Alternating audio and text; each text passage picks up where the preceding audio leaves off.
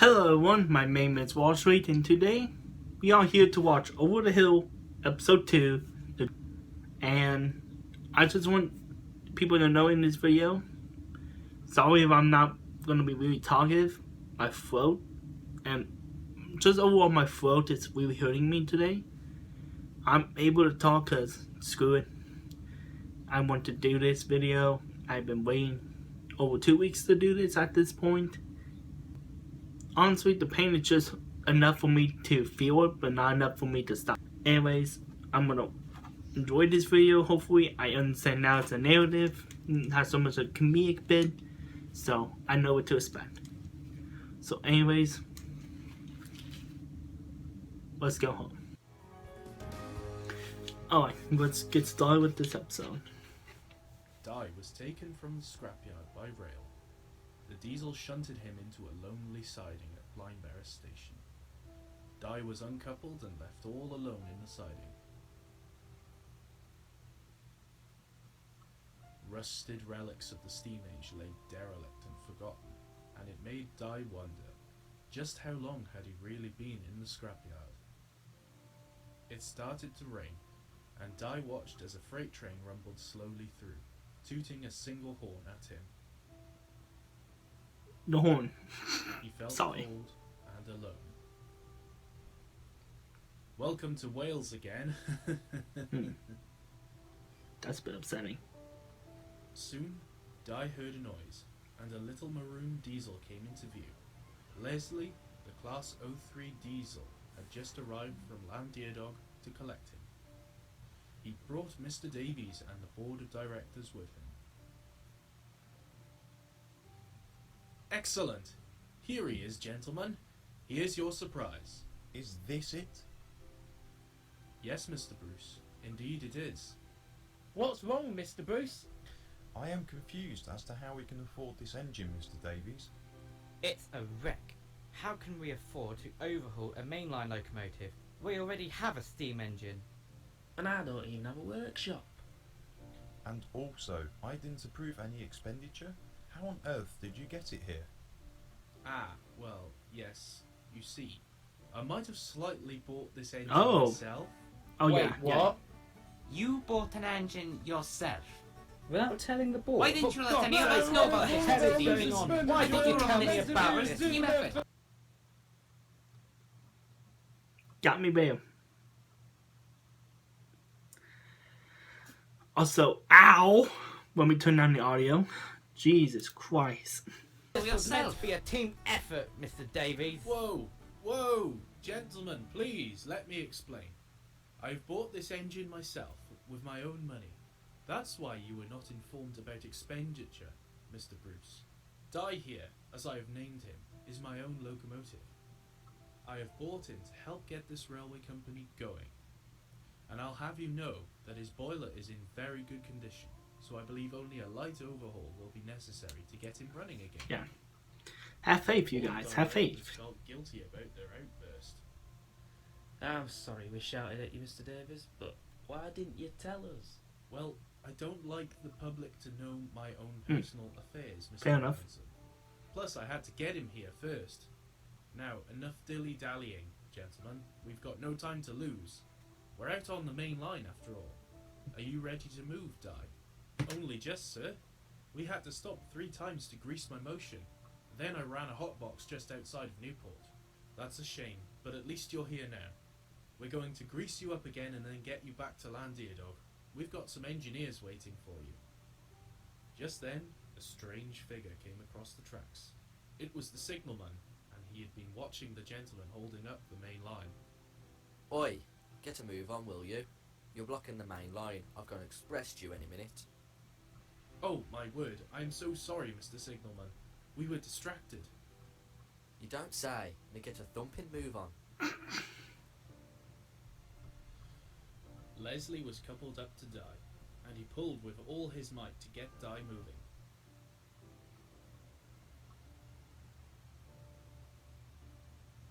Di's motion groaned and cracked as it accelerated into motion once again, allowing Okay, gas wait. and oil to work its way into every... They're holding up the main line, right? They were on the siding. I'm confused. Did I miss something? I probably missed something. Rejoined.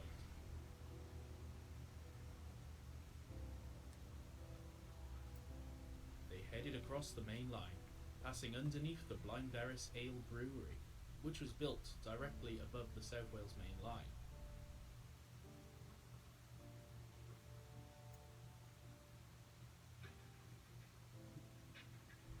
The signalman hastily set the points as they passed, ready for the incoming express train. They emerged from the tunnel and came to a standstill just as they reached the branch line. What's up? We're on the branch line now. We have to put the stopboards back and collect the token from the signalman. The signalman wasn't happy to see them again. Here's your token. Be on your way. And on that note, Leslie pulled hard and dragged Di up the short incline towards Pennoeth Junction. Here, they made their way underneath the South Wales main line and headed eastwards. It was a long, slow journey, but despite the bad weather, Di was amazed by his new surroundings. Soon they had left the main line and passed through Pennoeth Junction. Look at that castle! That's known as Folly Tower, Di. It was once owned by Lord Pickford, the Duke of Penny. Alright. It's a ruin now. Leslie pulled hard against the gradient to keep Di rolling. They headed across the viaduct and into a tunnel, and emerged in the Pennoeth Valley. As they rolled through Blindcoid Station, Di began to understand exactly how derelict the line was. Here they stopped again to check the grease and oil. Some of the local villagers came to the station to inspect Di. The cavalcade started again, and soon they passed through the run-down remains of a colliery. Ooh, that's Pennyog Colliery. This is where I used to work. Oh. They soon passed through Pennyog Station. Here, the gradient steepened to a fierce 1 in 39 as they headed up into the high mountain plateaus of Pennoeth Valley. Di hadn't I have to seen admit, such this breathtaking whole scenery for a long railway time, that and suddenly felt very warming you inside. guys created It reminded him of looks his really previous good. home on the Somerset and Dorset line. Sorry, I'm They passed the Nantyglyn Reservoir. but sorry. Mr. Got something Davies caught in my pulled foot. them to a stop This looks near really an old good. country cottage. Mr. Davies, why have we stopped? Is there a problem? No, there's no problem. This is my house, you see. I forgot my lunchbox this morning. There you are, William. I thought you would never come. Being general manager must give you some privileges, I suppose. Mr. Davies brought I mean, Victoria yeah, down any and wheelchair show can her down. slightly abuse Well, ability as long as it here, doesn't hurt Got people. him here at last. I still cannot believe you actually paid for that thing. Hey! People keep forgetting these guys are alive. One day, soon, this engine will look as good as new. You are mad, William. You are absolutely barking mad. All of you. I love you too, sweetheart. Mr. Davies grabbed his lunchbox, gave Victoria a kiss goodbye, and soon the train started again.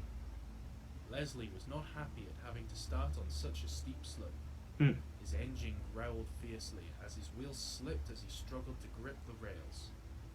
Finally, after a lot of slipping, sliding, and swearing, they were underway again.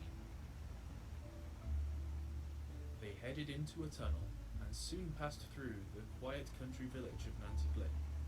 Some of the townspeople who were supporting the railway had gathered on the platform to wish Di well on his journey to Llandiadog.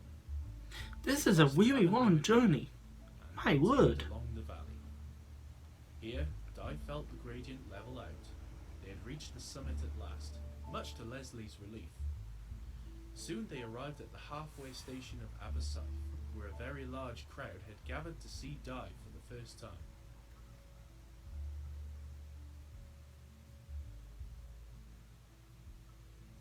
We need to wait here for a while. There is a freight train coming in the opposite direction. Okay. I thought this line was closed, Mr. Davies. Wait. Yes, it is. British Railways are removing the last few wagons from the dockyard at Llandiadog before it's Okay. redeveloped. Once it has passed, we'll get the section token and we can carry on. Whilst they waited, Mr. Edmondson, the fitter, began to lubricate Di's valve gear. As he made his rounds, he made a shocking discovery.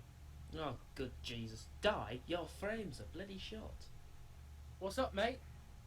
Look at that. If spring breaks, well, our frames will collapse under weight at boiler. Di didn't like the sound of that. Can we fix it, Mr. Edmondson? Well, yeah. It's an easy fix to replace the horn guards, but we need a lift to boiler out. We don't have a crane. I'm afraid we cannot do that, gentlemen. I only have so much money available. That only includes the cost of a very basic overhaul, I'm afraid. Anything more serious will have to wait. Well, this is pretty serious, Mr. Davies. If spring goes, then Di here is at it. I see. Once you are in steam, Di, we won't be able to take you out of traffic. Not until we get another engine, at least. You'll just have to live with it for now. I can try and weld it. Maybe that will help? Well, not really. But what else can we do? They had been chatting for so long that none of them had noticed that the freight train had pulled into the station just behind them. Ha! You steamers never give up, do you? Broken horn guides, cracked frames, you don't have a chance. This line is finished, just like the rest of new steamers. You might as well just give up now. Rude ass bitch. Why, the cheeky little... Ignore him. Don't let him get to you, Thomas. He doesn't know what he's talking about. Okay, guys, we have the token for the next section. What are we going to do, Mr. Davies? Well, there's nothing we can do, Mr. Edmondson. We have to get this railway started somehow. I just hope we can keep the service going until we get another engine to take over. Since money's involved and bitches don't have the money to repair them, the best thing to do is just try to see if there's a cheap way to calm it down. But if there is not a way, just deal with the pain for a little while, gain the money back. You should be able to get the repairment then. That's what I was going to say before the diesel came in, and yeah, I think what I said back there kind of explained how I felt. Leslie was started up, and the train rolled out of Abersyve station. Di felt very nervous indeed. He didn't realise just how bad a condition he was really in. They headed eastwards, passing the old Abersyve slate quarry, and headed through the tunnel and into the eastern valley.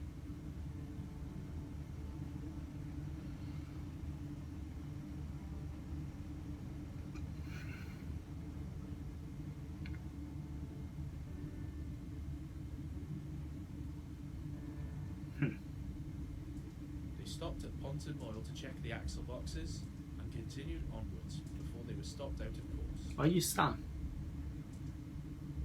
Why have we stopped, Yeah, Leslie? wait. It's the cliffs. Di was confused. The what? It's the cliffs. You'll see them now. We have a speed limit here. Ah, Track work is in poor condition, so we're only allowed to go at walking pace over this section. It's the first section we need to repair when the wagons get here. gotcha. Di didn't like the sound of that, but couldn't help but be impressed by the landscape. As they inched forward, Di gazed down into the ravine. He didn't feel so brave anymore. Suddenly, the track jolted, and Di felt his right side leaning over towards the river. Oh, that's mighty steep. Di closed his eyes, feeling very scared of the ravine. Okay.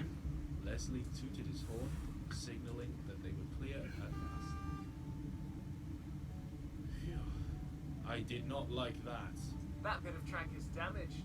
We need to repair it before we reopen. Yeah, the you line. just explained that. Don't you worry, Di. You'll be safe the next time you're here. Hopefully. Di didn't feel so confident. The cavalcade set off again, and soon they reached Pantigasso, where the line splits. The line to the right takes you down to the docks, and the line to the left takes you to Lendiadog. The engines rolled down the slope from Pantigassog and soon arrived in Landiadog. Di was amazed by the town. It was a true seaside town. Di gazed in disbelief that the Welsh seaside could look so charming, even on a rainy day, and wondered wondered just what it would look like at the height of the summer season. Leslie shunted Di onto the turntable, and he was turned around for the first time in years. He chuckled to himself as old memories came flooding back to him. You're having fun over there. Ah, so many memories, Leslie. I remember this. Oh, it's been so long.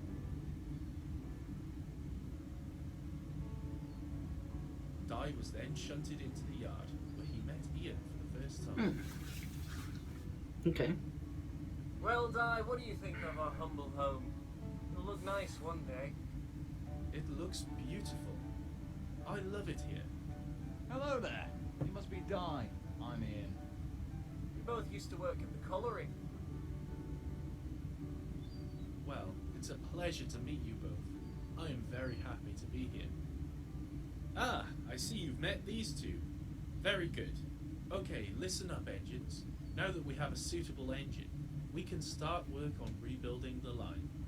Leslie, you will be running the permanent way trains for the time being. Yes, sir. Also, I think it's time I let you all know the news. What news? News? What news? Well, gather round, everyone, and I'll explain. The workmen all gathered around the shed. Some sat on the engine's buffer beams, but the engines didn't mind.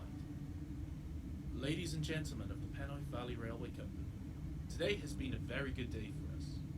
Our first mainline engine has arrived. We have a lot of work to do to get this railway ready for our open season.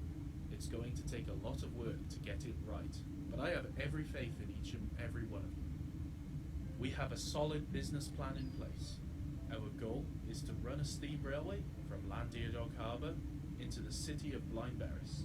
We already have an engine, some rolling stock, and enough materials to make a start on repairing the train.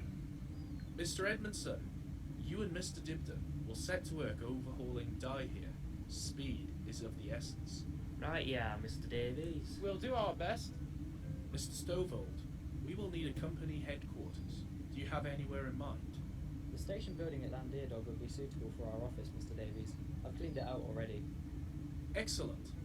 Mr. Julian and Mr. Bruce, we will need to establish a presence in the town. Perhaps some sort of market stall or shop to promote the railway to the townspeople. And how exactly do you plan on doing that? We can use me shop, of course. What? Yeah, not a problem, Mr. Davies. I'd be happy to run a railway shop. Excellent. Mr. Anthony, we need those coaches in tip-top condition for the running season. Can you do it? Not a problem, boss. Smashing. Since becoming the general manager, I've been involved in behind-the-scenes meetings with some very wealthy investors. These are people who I used to know and work with during my time in the shipping industry, and they are very important people to us right now. We have been given a deadline of August 31st, 1965, to prove to the Ministry of Transport and to our investors that we have what it takes to run a railway company. How long is that? We need to prove I forgot. that we can operate a commercially viable railway service on this line, whilst keeping to all the safety standards as specified in the Light Railway Act. Okay. That means, if we can, we will be given a franchise to operate on this line, and we will be given the opportunity to lease it from British Railways. For this to happen, we need capital. But from where, Mr. Davies? Where will we? I'm coming to that, Mr. Bruce. Where will we find the capital, you ask? These investors will also be inspecting us. They are very interested in our project, but will only invest money in us if we can prove to them beyond all reasonable doubt that we have what it takes to run a railway successfully.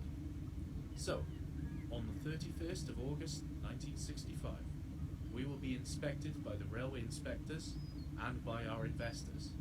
By the 31st of August, we must have a fully working railway in place. Silence fell across the yard as the team soaked in the news. Finally, Mr. Dibden spoke. So, what you are saying, Mr. Davies, is that the railway will only be invested in if it passes the inspection, and we will only pass the inspection if we have capital investment. Yes, in a nutshell. Mm-hmm. It's impossible. It cannot be done. Don't be so negative. Never say never. You never know. Being negative, Mr. Stovold, how can we rebuild a whole line and a mainline engine with no capital. You adapt and overcome, Mr. Bruce. Precisely. This country was built on making the impossible possible. And you, gentlemen, are going to make it possible. We don't have a choice. If we are to succeed, then we all need to work together and make this a success. We have the tools, so let's finish the job. What do you say, gentlemen? You all better agree. Okay.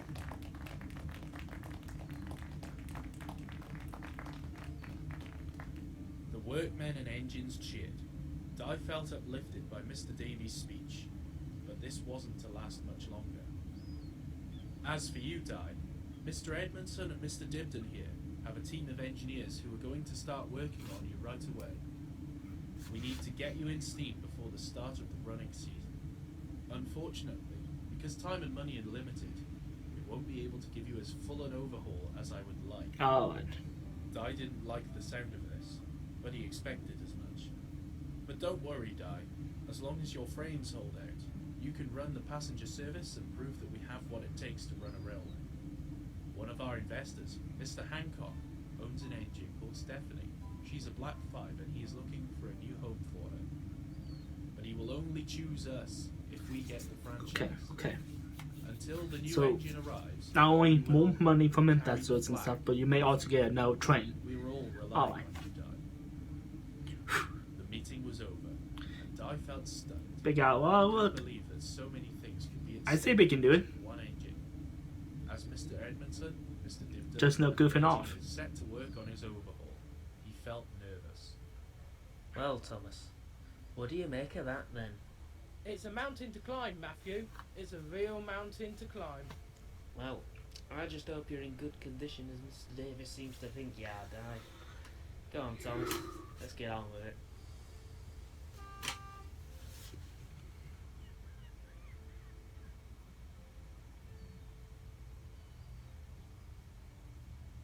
Leslie coupled up to Di and shunted him into the workshops.